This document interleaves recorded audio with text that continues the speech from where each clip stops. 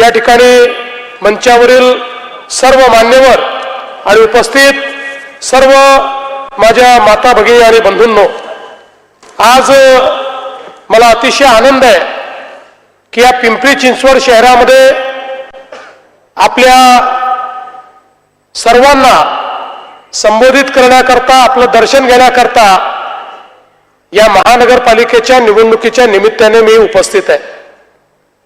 खरं म्हणजे हे जे शहर आहे हे महाराष्ट्रातलं अतिशय वेगाने विकसित होणारं शहर आहे. एकेकाळी कष्टकऱ्यांची नगरी म्हणून हे शहर या ठिकाणी तयार झालं आणि भूमिपुत्रांसोबत महाराष्ट्राच्या विविध भागातून आलेले लोक या ठिकाणी कष्ट करत वसले आणि त्यातून हे पिंपरी चिंचवडचं शहर तयार झालं. पण आज आपण पाहू शकतो एक प्रकारे या शहराला आधुनिक चेहरा देण्याचा प्रयत्न आपण केला. हे शहर बदललं पाहिजे याकरता जे प्रयत्न 2014 नंतर या ठिकाणी झाले आहेत ते आपण सगळ्यांनी निश्चितपणे पाहिले आहेत. आता आमचे महेश दादा जरा वैतागले होते, कारण निवडणुका आल्या की अनेकांना कंठ फुटतो, अनेक लोक काही काही बोलत असतात. पण दादा एक लक्षात ठेवा, परिंदे को मिलेगी मंजिल एक दिन, ये उनके फैरे हुए पंख बोलते हैं. परिंदे को मिलेगी मंजिल एक दिन, ये उनके फैले हुए पंख बोलते हैं. और वही लोग रहते हैं खामोश अक्सर जमाने में जिनके हुनर बोलते हैं. आपलं काम बोलतंय आणि त्या कामामुळेच हा वैताग आहे. त्या कामामुळेच या ठिकाणी हा त्राग आहे, हा रागराग आहे. जरा समजून घ्या दादा. ते रागवले म्हणून तुम्ही रागवू नका. तुम्ही काम केलं, तुम्ही फक्त काम सांगा. समोरच्या लोकांना सांगायला काम नाही. त्यांना अनेक प्रश्न विचारले जातात, त्या प्रश्नाची द्यायला उत्तरं नाहीत. त्यामुळे विकासावरनं या निवडणुकीची चर्चा ही कुठल्या तरी वादावादीत झाली पाहिजे, सवाल जवाब झाला पाहिजे, अशा पद्धतीचा त्यांचा प्रयत्न आहे. त्यामुळे इतकं मोठं काम या पिंपरी चिंचवडमध्ये आपण केलं आहे की मला असं वाटतं की नुसतं ते काम आपण जर या ठिकाणी सांगितलं तरी देखील कोणालाही उत्तर देण्याची वेळ ही या ठिकाणी आपल्याला येणार नाही. आणि मला विश्वास आहे ज्या प्रकारे मागच्या निवडणुकीमध्ये या पिंपरी चिंचवडने आपल्याला मतदान केलं त्यापेक्षा जास्त जागा या वेळच्या महानगरपालिकेमध्ये आपल्या निवडून येतील. आता पूर्वी कारभार कसा होता आपण बघा, एक छोटंसं उदाहरण सांगतो. या शहरामध्ये JNNREM मधनं 13,000 घरांचं बांधकाम करायचं अशा प्रकारचा निर्णय झाला आणि जवळजवळ 15 वर्ष हे बांधकाम रखडलं. 15 वर्षात या ठिकाणी 13,000पैकी 6,700 घरं केवळ तयार झाले. काळ कोणाचा होता मी सांगणार नाही, सरकार आपल्या आधीच होतं की नाही, त्यांच्या काळामधले हे त्या ठिकाणचे घरं होते. 6,700 घरं तयार झाले आणि त्याचं बांधकाम इतकं निकृष्ट झालं की त्यामध्ये कोणी जायला तयार नाही, अशा पद्धतीची परिस्थिती निर्माण झाली. पण दुसरीकडे मोदीजी आल्यानंतर प्रधानमंत्री आवास योजनेच्या अंतर्गत आपण बोराडेवाडीला 1288 घरं केली, 4 होळीला 1442 घरं केली, आकुर्डीला 568 घरं केली, पिंपरीला 370 घरं केली, गुलगावला 1190 घरं केली. आणि कोणी जाऊन पाहू शकतं JNNREMचे घरं आणि मोदीजींच्या प्रधानमंत्री आवास योजनेची घरं, या 2 घराची तुलना केली, या 2 घरांच्या वेगाची तुलना केली तरी देखील जे भारतीय जनता पक्षावर टीका करतायत त्यांना हे उत्तर आहे की तुमचा काळ काय होता, आमचा काळ काय आहे हे या घरांच्या माध्यमातून देखील आपण दाखवू शकतो. खरं तर या महानगरपालिकेमध्ये गेल्या काळामध्ये अतिशय चांगल्या पद्धतीने आपण कारभार करण्याचा प्रयत्न केला.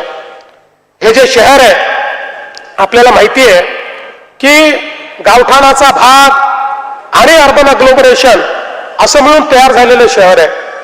पण या शहरासमोर सगळ्यात मोठं आव्हान काय आहे तर पुढच्या काळामध्ये हा जो पुणे जिल्हा आहे, ज्या पद्धतीनं पुणे जिल्हा विकसित होतोय, हा पुणे जिल्हा एकीकडे आपलं मॅन्युफॅक्चरिंगचं हब आहे, दुसरीकडे टेक्नॉलॉजीचं हब आहे आणि आता तिसरीकडे आम्ही याला जीसीसीचं हब देखील करतो. आता भारतातले 25% जीसीसी या पुणे जिल्ह्यामध्ये असणार आहेत आणि या सगळ्या विस्तारामध्ये पुढच्या काळामध्ये पुण्यापेक्षा जास्त लोकसंख्या ही पिंपरी चिंचवडची होणार आहे. इतक्या वेगानं पिंपरी चिंचवडचा विस्तार होणार आहे आणि म्हणूनच सातत्याने आम्ही हा प्रयत्न केला की आपल्याला पिंपरी चिंचवड एक चांगलं शहर म्हणून कसं विकसित करता येईल, या ठिकाणी शिक्षण, आरोग्य, रोजगार याच्या संधी कशा तयार करता येतील आणि त्या दृष्टीने खऱ्या अर्थानं मी तर महानगरपालिकेचं अभिनंदन करेन की आपल्या महानगरपालिकेने या ठिकाणी शाळांचा दर्जा आपण सुधारवला. आज आपण बघा की आपल्या या शाळांमधली गेल्या 3 वर्षाची जर आकडेवारी बघितली तर दरवर्षी महानगरपालिकेच्या शाळेतले प्रवेश वाढले आहेत. महानगरपालिकेच्या शाळा गरिबांच्या, मध्यमवर्गीयांच्या शाळा आहेत. आपण इतर महानगरपालिकांमध्ये गेला तर त्या शाळा बंद होत आहेत, पण या ठिकाणी आता जवळपास 51,000 मुलं ही महानगरपालिकेच्या शाळेत शिकतात, ज्यात 26,000 मुली आहेत आणि त्यांना रेनकोट असेल, बूट असेल, शालेय साहित्यासाठी डीबीटी असेल, पालकांना QR कोड आधारित व्हाउचर असतील, या सगळ्या देणारी महानगरपालिका कुठली असेल तर ती आपली पिंपरी चिंचवडची महानगरपालिका आहे. हे सांगताना मला आनंद वाटतो. सामाजिक क्षेत्रामध्ये देखील दिव्यांग भवन असेल, नवीन दिशा टॉयलेट्स असतील, या ठिकाणी महिलांकरता सक्षमासारख्या योजना असतील, अनेक चांगल्या योजना या ठिकाणी तयार झाल्या आणि 130 महिलांकरता क्लस्टर, 130 क्लस्टर आपण तयार केले आणि त्यातनं जवळपास 10,000 पेक्षा जास्त महिलांचं प्रशिक्षण करून त्यांना महानगरपालिकेच्या माध्यमातून रोजगारक्षम बनवण्याचं काम हे या महानगरपालिकेच्या माध्यमातून झालंय. 7 स्लमला 0 वेस्ट स्लमचा दर्जा आपण त्या ठिकाणी दिला आहे आणि खऱ्या अर्थानं मला हे सांगताना आनंद वाटतो. जे लोक विचारतात की पिंपरी चिंचवडमध्ये तुम्ही काय केलं, त्यांना मला सांगायचं आहे, भारत सरकारच्या स्वच्छ भारत सर्वेक्षण मध्ये मिलियन+ सिटीमध्ये महाराष्ट्रातली नंबर 1 सिटी पिंपरी चिंचवड आहे आणि देशातली ही 7वी नंबरचे शहर हे आपलं पिंपरी चिंचवड शहर आहे. हे खऱ्या अर्थानं भाजपच्या सत्तेमध्ये आपण या ठिकाणी करून दाखवलेलं आहे. आज आपण बघू शकतो खूप मोठ्या प्रमाणात या पिंपरी चिंचवडमध्ये आपण कचऱ्यावर वेगवेगळ्या प्रकारची प्रक्रिया केली. आज आपला प्रयत्न असा आहे की पिंपरी चिंचवड सारख्या शहरामध्ये घनकचऱ्याचं 100% व्यवस्थापन झालं पाहिजे. आपली शहरं स्वच्छ झाली पाहिजेत. एक काळ होता आपण केवळ डम्पिंग करायचो. मागच्या काळामध्ये मी जेव्हा पिंपरी चिंचवडला यायचो त्यावेळी अनेक ठिकाणी आम्हाला तक्रार यायची, आमच्याकडचं डम्पयार्ड हटवा आणि ते दुसरीकडे घेऊन जा. अशा प्रकारे कधी मोशीतनं सांगायचे, कधी अजून कुठून सांगायचे. पण खऱ्या अर्थानं या ठिकाणी आता आपण हा प्रयत्न सुरू केला की डम्पिंगच करायचं नाही, कचऱ्यावर 100% प्रक्रिया झाली पाहिजे. आणि आपले प्रधानमंत्री माननीय मोदीजी नेहमी सांगतात की आता तो जमाना गेला जेव्हा कचरा तुमच्यावर बर्डन होतं. आता कचरा बर्डन नाही, आता कचरा ही तुमची संपत्ती आहे, त्याच्यावर प्रक्रिया करा आणि त्यातनं महानगरपालिकेला मालमत्ता तयार केला. आणि मला सांगताना आनंद वाटतो, महाराष्ट्रातली पहिली महानगरपालिका ही ठरली ज्यांनी कचऱ्यापासून वीज निर्मिती करून दाखवली. आता कचऱ्यापासून आपण वीज निर्मिती करतोय आणि दुसऱ्या टप्प्यामध्ये 100% कचरा हा डंप न होता 27 मेगावॅट विजेची निर्मिती त्या कचऱ्यातनं आपण करणार आहोत, ज्यामुळे मोठ्या प्रमाणात कार्बन एमिशन कमी होणार आहे. आणि एवढंच नाही तर पर्यावरणाचा विचार करत असताना ही पहिली महानगरपालिका आहे ज्यामध्ये आपण पर्यावरणाचा ऍक्शन प्लॅन तयार केला. तो ऍक्शन प्लॅन तयार करून त्यामध्ये 37 अशा प्रकारचे इंटरव्हेन्शन्स हे आपण तयार केले आहेत की जे 37 इंटरव्हेन्शन ज्यावेळेस आपण पूर्ण करू त्यावेळी आपली जी हवा आहे, जी एअर क्वालिटी आहे, ती एअर क्वालिटी चांगली होईल. आणि आज आपलं जे त्या ठिकाणी CO2 एमिशन आहे, जे आपण कार्बन आपल्या हवेमध्ये सोडतोय, त्याच्यामध्ये 27% कमतरता आणण्याचं काम या महानगरपालिकेच्या इंटरव्हेन्शनने आपण करणार आहोत.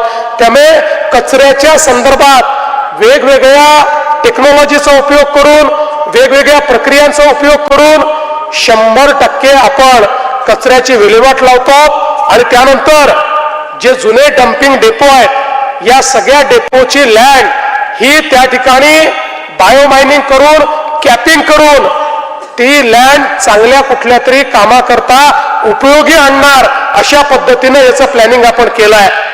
मला पूर्वी लोक मला विचारायचे की काय बायोमायनिंग वगैरे खरंच होतं का, कॅपिंग होतं का. मी त्यांना नेहमी सांगतो की तुम्ही नागपूरमध्ये येऊन सिम्बायोसिस जी आपली पुण्याची आहे त्याचं एक मोठं कॅम्पस नागपूरमध्ये आहे. मी त्यांना सांगतो तुम्ही कॅम्पस ते येऊन बघा. ते जे कॅम्पस आहे ते नागपूरचं डम्पयार्ड होतं आणि त्या डम्पयार्डला तिथे जाताना नाक बंद करून जावं लागायचं. तिथलं बायोमायनिंग आणि कॅपिंग केल्यानंतर आज त्या ठिकाणी सिम्बायोसिस झाली, त्याच्या बाजूला नरसिंहमुंजी झाली. जवळपास 50,000 विद्यार्थी त्या परिसरामध्ये आहे. वासही नाही आणि त्या ठिकाणी आता गार्डनही तयार झालाय. कोणाला वाटत नाही की या ठिकाणी डम्पिंग होतं. त्यामुळे आता या टेक्नॉलॉजीज उपयोगात आणून आपल्याला आपलं शहर हे सस्टेनेबल शहर करायचं आहे. पुढच्या काळामध्ये झिरो गार्बेज शहर आणि झिरो डम्पिंग शहर अशा पद्धतीनं या पिंपरी चिंचवडचा विकास आम्ही निश्चितपणे करून दाखवणार आहोत आणि त्या दृष्टीनं आपलं कार्य हे पुढे मोठ्या प्रमाणात चाललेलं आहे. आज आपण बघा या ठिकाणी युवा प्रशिक्षणाची व्यवस्था आपल्या महानगरपालिकेने उभी केली आणि कौशल्य प्रशिक्षणाचे जे 4,000 विद्यार्थी दरवर्षी आपण त्यांना प्रशिक्षण देतो त्यातल्या 75% विद्यार्थ्यांच्या हाताला आता काम मिळत आहे, त्यांना रोजगार मिळतोय. हे देखील या ठिकाणी आपण केलाय आणि आता IIMचं कॅम्पसही आपल्या पिंपरी चिंचवडमध्ये या ठिकाणी आपण तयार करतोय. आरोग्याचा विचार केला तर या पिंपरी चिंचवड महानगरपालिकेमध्ये आपल्या सरकारने आणि आपल्या महानगरपालिकेने केलेलं जे काम आहे हे देखील अभूतपूर्व आहे. या ठिकाणी आपल्याला माहिती आहे की नेत्र रुग्णालय आपण सुरू केलं. आता थेरगावमध्ये 100 खाटांचं कॅन्सर हॉस्पिटल तयार होत आहे. पण त्याहीपेक्षा सगळ्यात महत्वाचं काय आहे तर या ठिकाणी आपल्या पिंपरी चिंचवड महानगरपालिकेचे 7 हॉस्पिटल मिळून आतापर्यंत आपल्याकडे जवळपास या ठिकाणी 735 बेड्स होते. पिंपरी चिंचवडकरांकरता कोविडच्या काळामध्ये आपल्याला माहिती आहे 735 बेड या आपल्या शासकीय व्यवस्थेमध्ये पिंपरी चिंचवडमध्ये उपलब्ध होते. पण आता मात्र मोशीला जे सामान्य रुग्णालय आपण करतोय त्या एकट्या रुग्णालयामध्ये 700 बेड्स आपण त्या ठिकाणी क्रिएट करतो. म्हणजे या शहराकरता आता बेड्सची जी व्यवस्था आहे ती दुपटीने वाढती आहे आणि सगळ्या सुपर स्पेशालिटी आपण आणतो. त्याच्यामध्ये सगळ्या प्रकारच्या जे इलाज त्या ठिकाणी आणतो, सगळ्या मशिनरी आपण आणतो, सर्व इन्व्हेस्टिगेशन आपण आणतो. पुढच्या काळामध्ये आपण बघा आपण महाराष्ट्राच्या वतीनं मी महात्मा फुले जनआरोग्य योजना सुरू केली. त्या योजनेमध्ये आपण 5 लाखापर्यंतचा इलाज हा सगळ्यांना मोफत केला आणि त्या ठिकाणी पहिल्यांदा काही अटी शर्ती होत्या, त्या अटी शर्ती देखील आपण काढून टाकल्या आणि आपण सांगितलं कुठलंही रेशन कार्ड असू द्या, कुठलंही कागद असू द्या, प्रत्येकाला 5 लाखापर्यंतचा इलाज आपण मोफत केला. आणि मग लक्षात आलं की काही अशा प्रकारचे आजार आहेत की ज्याच्यामध्ये 5 लाखात ऑपरेशन होत नाही. असे 10,000 आम्ही शोधून काढले आणि या 10,000 करता 5 लाखापासून 35 लाखापर्यंतचा इलाज आता आम्ही मोफत करतो आहोत. आणि पूर्वी 1200 आजारांचा इलाज करायचो, आता 2400 आजारांचा इलाज करतो. तर हा इलाज करत असताना आपण जरी मोफत इलाज केला तरी त्या प्रकारची व्यवस्था असली पाहिजे. आपण खासगी हॉस्पिटल प्राधिकृत केले, सरकारी प्राधिकृत केले, पण ती जर व्यवस्था नसेल तर हा इलाज कुठे होईल? आणि म्हणून आमचा प्रयत्न आहे खासगी सोबत सरकारी व्यवस्थेमध्ये सगळ्या प्रकारच्या टेस्ट, सगळ्या प्रकारचे इक्विपमेंट, सगळ्या प्रकारचे इन्व्हेस्टिगेशन आणि सगळ्या प्रकारच्या सर्जरीज या झाल्या पाहिजेत आणि ते आज या पिंपरी चिंचवडमध्ये या हॉस्पिटलच्या माध्यमातून आपण निश्चितपणे करणार आहोत। खरं म्हणजे आपल्याला माहिती आहे की आपला शास्तीकराचा जो मुद्दा आहे हा मुद्दा इतके वर्ष त्या ठिकाणी प्रलंबित होता। इलेक्शन आलं की आपले नेते यायचे, शास्तीकर रद्द करू म्हणून सांगायचे, आश्वासन द्यायचे, पण कधी शास्तीकर रद्द झाला नाही। पण ज्यावेळी आमचे महेश दादा आणि लक्ष्मण भाऊ होते त्यावेळी ह्या माझ्याकडे आले आणि म्हणाले हा शास्तीकर आम्हाला रद्द करून हवाय, एक प्रकारे जिझिया करासारखा हा कर आमच्या पिंपरी चिंचवड वासियांवर लादलेला आहे, हा तुम्ही रद्द करा। पहिल्या टप्प्यामध्ये 1000 स्क्वेअर फूटच्या फ्लॅटवर 1500 स्क्वेअर फूटच्या फ्लॅटवर आपण तो रद्द केला। त्यानंतर काही दिवसांनी हे लोक पुन्हा आले, म्हणाले यांनी भागत नाही, तो सरसकट रद्द झाला पाहिजे। एका झटक्यामध्ये सरसकट 300 कोटी रुपयाचा शास्ती कर आम्ही रद्द करून टाकला। पिंपरी चिंचवडकरांकडनं जो जिजिया कर या ठिकाणी घेतला जात होता। आणि म्हणून मी जे सांगतो ना की आपल्याला कोणावर टीका करण्याची आवश्यकता नाही आहे बाबा, आपण केलाय, केलेलंच फक्त आठवण करून द्यायची गरज आहे, हे आपण करून दाखवलंय। 12.5%चा या ठिकाणी जो प्रश्न आहे ते 12.5%च्या प्रश्नाच्या संदर्भात आपल्याला कल्पना आहे किती वर्ष या ठिकाणी एक प्रकारे आंदोलन चाललं होतं। आता मला कैलाश कुठे सांगत होते 20 वर्ष हे आंदोलन चाललं होतं। मला आजही आठवतं की मी मंत्री नव्हतो, मी आमदार होतो, अध्यक्ष होतो, त्या काळामध्ये या ठिकाणी आंदोलन झालं आणि मी स्वतः त्या आंदोलनामध्ये खाडे साहेबांना माहिती आहे मोर्चामध्ये सम्मिलित झालो होतो आणि त्यावेळेस आपल्या सगळ्यांच्या वतीनं मी पण मागणी केली होती की 12.5% हे या ठिकाणी जी काही भूमिपुत्रांना परतावा आहे तो मिळाला पाहिजे। पण तेव्हाचं सरकार म्हणायचं की एकदा सूर्य पूर्वेचा पश्चिमेला उगवेल पण 12.5%चा परतावा मिळू शकत नाही। पण जे त्यांना जमत नाही तेच करणारे आम्ही लोक आहोत। आम्ही 12.5%चा परतावा करून दाखवला आणि त्याचा निर्णय देखील आपण घेतला। आणि म्हणून मी सांगतो की जे या ठिकाणी सामान्य माणसाला हवाय ते करणारे आपण लोक। फ्री होल्डचा प्रश्न देखील महत्वाचा होता, इतके वर्ष फ्री होल्डची मागणी होती।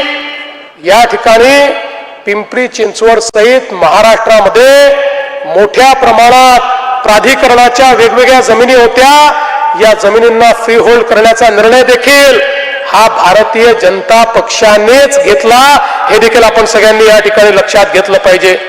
आज आपण बघा वेगवेगळ्या प्रकारचे जे रिफॉर्म्स आपण या ठिकाणी केले, त्या रिफॉर्म्समुळे शास्ती कर रद्द करून देखील या महानगरपालिकेचं टॅक्सचं उत्पन्न 350 कोटी रुपयांनी वाढलं।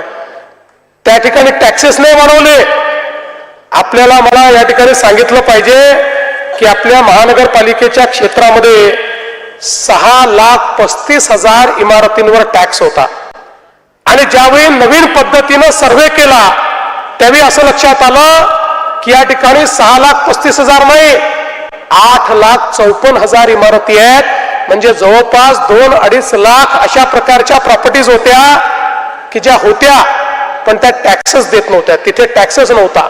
म्हणजे जो बिचारा टॅक्स देतोय त्याच्याचकडनं टॅक्स घ्यायचा आणि जो देत नाही त्याच्याकडनं घ्यायचा नाही। आपण रिफॉर्म केला, सांगितलं टॅक्सेस वाढवू नका, टॅक्सच्या नेटच्या बाहेर जे लोक आहेत त्यांनाही टॅक्सच्या नेटमध्ये आणा, त्यामुळे आवक वाढेल, टॅक्सेस वाढवण्याची आवश्यकता पडणार नाही, शास्ती लावण्याची आवश्यकता पडणार नाही। आज या ठिकाणी आपण पाहू शकतो की जवळपास या मोठ्या प्रमाणात 350 कोटी रुपयांनी आपण ही आवक वाढवली आणि त्यातनं मोठ्या प्रमाणात आज विकास कामं करण्याकरता या ठिकाणी आपल्याकडे पैसा आहे। आज ही गोष्ट देखील खरी आहे, रेड झोनचा जो प्रश्न आहे तो अत्यंत महत्वाचा आहे। या संदर्भात मागच्या काळात एक बैठक आपण घेतली आहे मी तुम्हाला आज एवढंच सांगतो की सातत्याने पाठपुरावा करून या रेड झोनची फाईल आम्ही भरपूर पुढे नेलेली आहे आणि मला हा विश्वास आहे की पुढच्या काही दिवसांमध्ये काही महिन्यांमध्ये रेड झोन बाबत काही ना काही सकारात्मक अशा प्रकारचा निर्णय हा पिंपरी चिंचवड वासियांना आम्ही निश्चितपणे करून देऊ. पण त्यासोबत ब्ल्यू लाईन आणि रेड लाईनचा देखील प्रश्न या ठिकाणी आहे आणि त्यामुळे मोठ्या प्रमाणात लोकांचा विकास अडलाय, अडचणी झाल्या आहेत, लोक इल्लीगल ठरलेले आहेत. खरं म्हणजे हा जो ब्ल्यू लाईन रेड लाईनचा प्रश्न आहे हा दोन गोष्टींमुळे तयार झाला. एक तर आपला जो नवीन युनिफाईड DCPR आहे त्या युनिफाईड DCPR मधल्या काही तरतुदी आहे की ज्या तरतुदींमुळे या ठिकाणी इथला विकास हा थांबलेला आहे. आणि दुसरं रेड लाईन आणि ब्ल्यू लाईनचा जो विषय आहे हा कधीतरी 100 वर्षापूर्वीच्या 50 वर्षापूर्वीच्या गृहितकांवर आधारित आहे.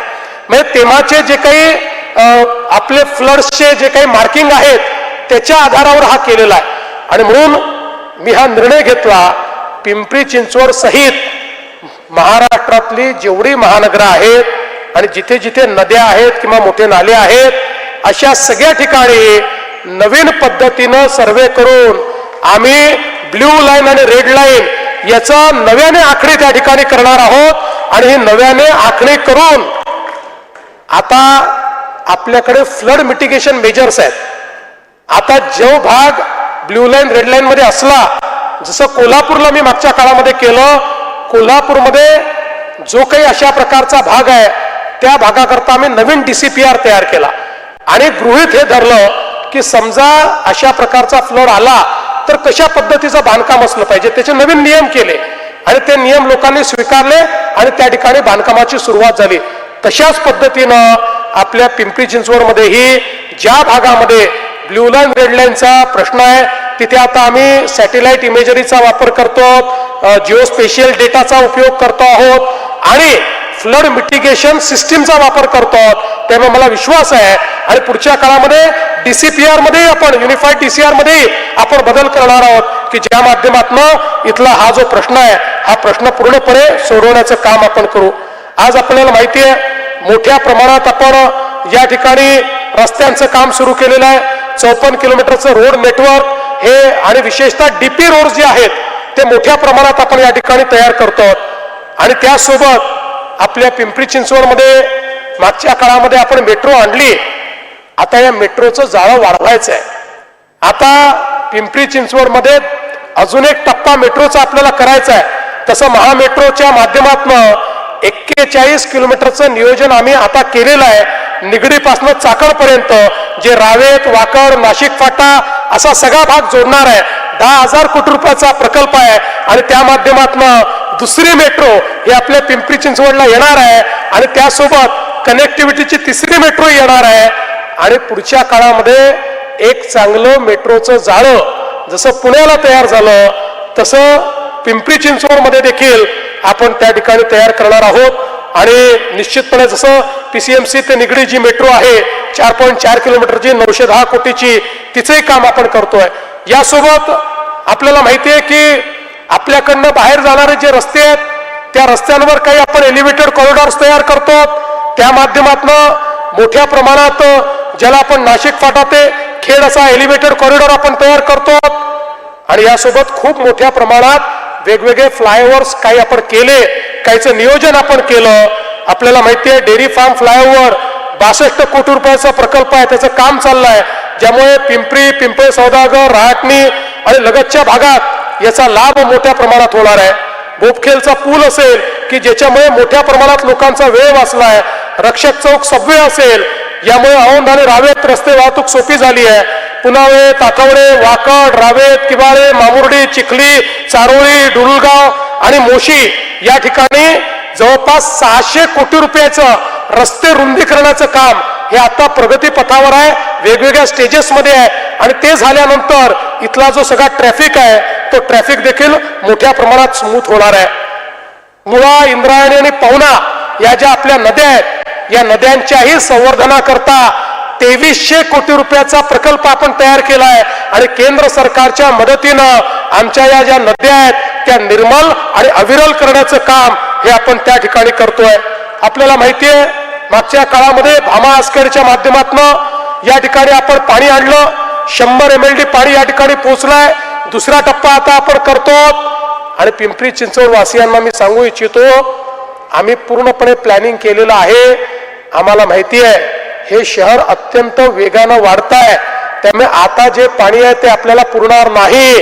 त्यामुळे पुढच्या 25 ते 30 वर्षाच्या लोकसंख्येचा विचार करून पिंपरी चिंचवड करता पिण्याच्या पाण्याचं नियोजन आम्ही करतो आहोत, जेणेकरून प्रत्येक घरामध्ये रोज नळ उघडल्यानंतर शुद्ध पिण्याचं पाणी हे या ठिकाणी आलं पाहिजे.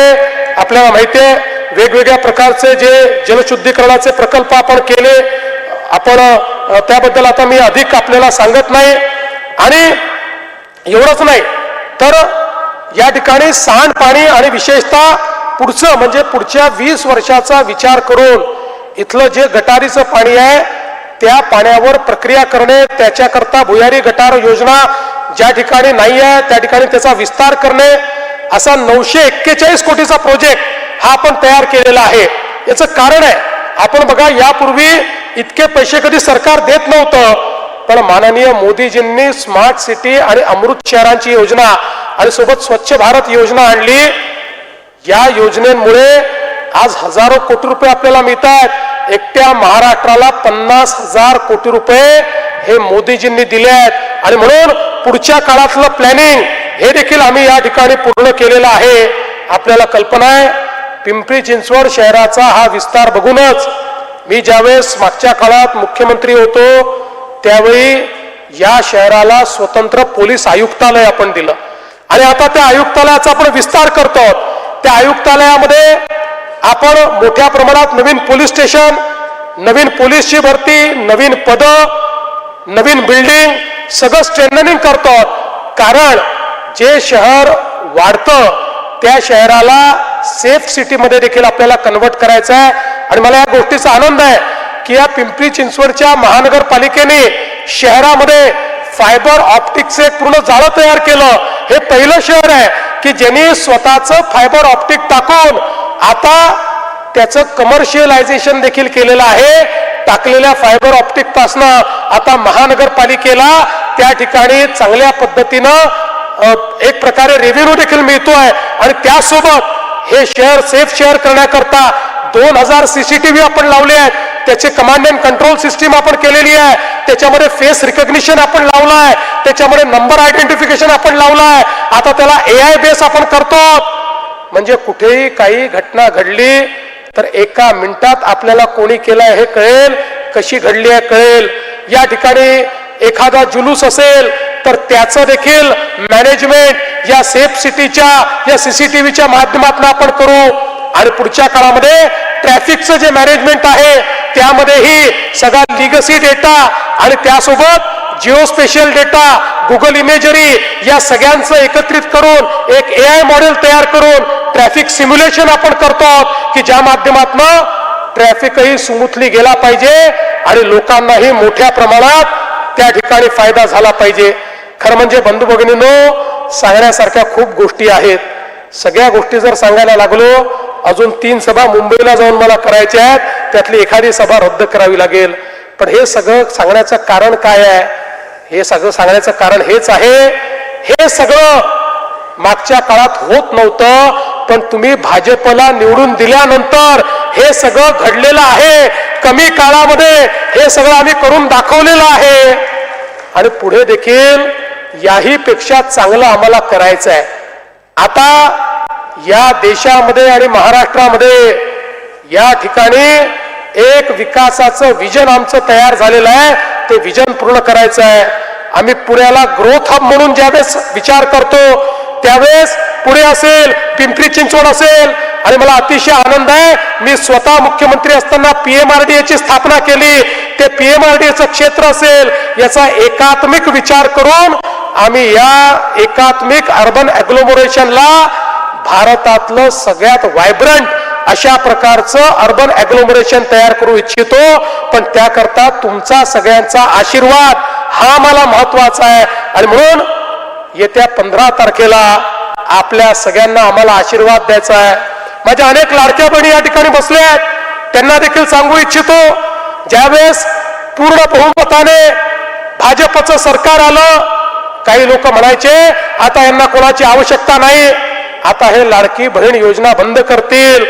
1 वर्ष होऊन गेलं, लाडकी बहीण योजना सुरूच आहे आणि जोपर्यंत लाडक्या बहिणींचा देवाभाऊ मुख्यमंत्री आहे तोपर्यंत लाडकी बहीण योजना सुरूच राहणार आहे. आणि मी या ठिकाणी आमच्या सर्व आमदारांना सांगू इच्छितो, आता ही महानगरपालिका निवडून आल्यानंतर तुम्हाला एक जबाबदारी देऊन जातो. आता माझ्या लाडक्या बहिणींना केवळ लाडकी बहीण ठेवू नका, आता माझ्या लाडक्या बहिणींना लखपती दीदी करा, लखपती दीदी.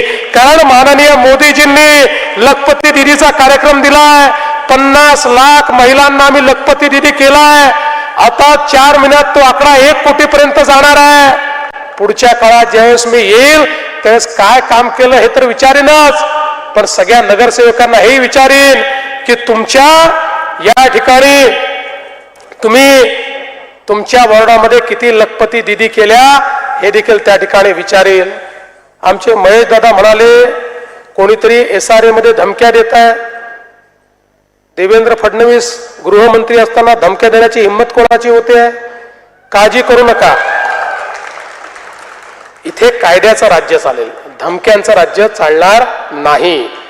कोणी जर धमकी देत असेल तर त्याला त्याची जागा दाखवायला आमचे पोलीस सक्षम आहेत.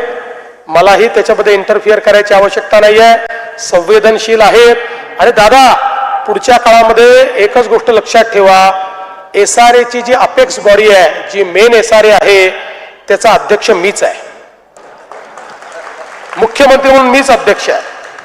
त्यामुळे कोणी जर अशा पद्धतीनं काम करत असेल तर मग जनतेच्या हिताकरता 16 तारखेनंतर काय कारवाई करायची ते आपण निश्चितपणे ठरवू. कुठल्याही पद्धतीनं जनतेला त्रास होऊ द्यायचा नाही हे आपण ठरवलेलं आहे.